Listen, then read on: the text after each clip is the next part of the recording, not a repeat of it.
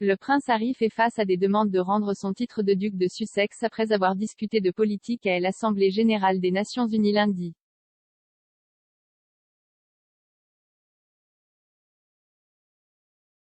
Le prince Harry a évoqué les dangers du changement climatique, la pandémie de coronavirus, l'armement des mensonges et de la désinformation, la guerre en Ukraine et les lois sur l'avortement aux États-Unis tout en marquant la journée internationale Nelson Mandela.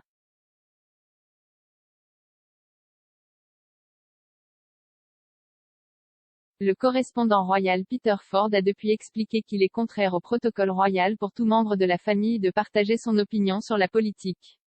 Il a ajouté que Harry devrait rendre son titre s'il souhaite vivre comme une célébrité au lieu d'un royal.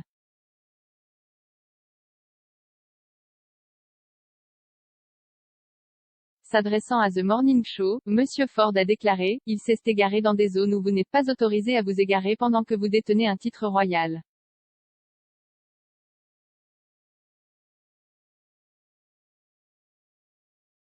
Il sera toujours le prince Harry, personne ne peut lui enlever ça mais il ne sera pas toujours le duc.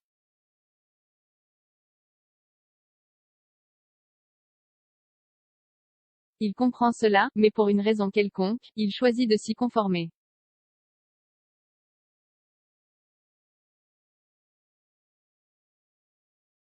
Lorsque vous avez un titre royal, vous ne pouvez pas discuter de choses comme le droit à l'avortement, peu importe ce que vous croyez.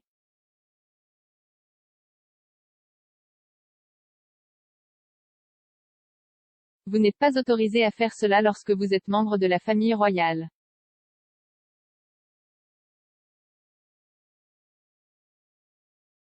C'est un problème parce qu'il est dans une zone très grise. Il est en quelque sorte royal mais pas vraiment royal.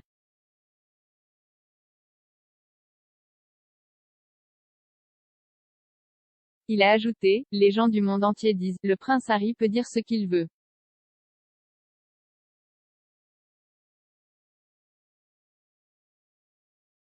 Il ne peut pas. Le protocole royal dicte que vous ne pouvez pas faire de politique, c'est le livre des règles.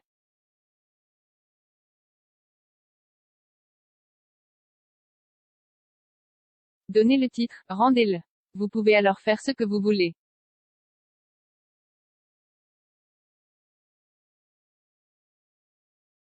C'est la frontière floue entre être une célébrité et être une royauté.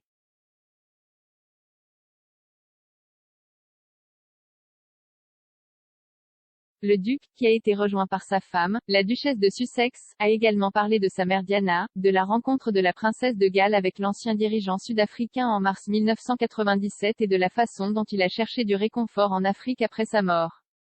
Point.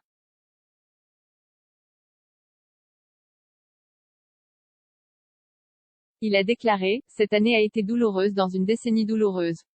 Nous vivons une pandémie qui continue de ravager des communautés aux quatre coins du monde, le changement climatique fait des ravages sur notre planète, les plus vulnérables souffrant surtout, les quelques mensonges et la désinformation en tant qu'arme aux dépens du plus grand nombre, et de l'horrible guerre en Ukraine au recul des droits constitutionnels ici aux États-Unis.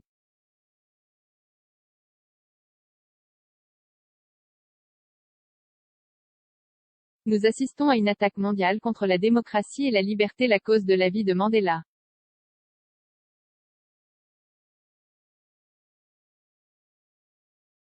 Parlant des problèmes en Afrique, le duc a exhorté les politiciens du monde entier à diriger malgré la résistance d'intérêts puissants.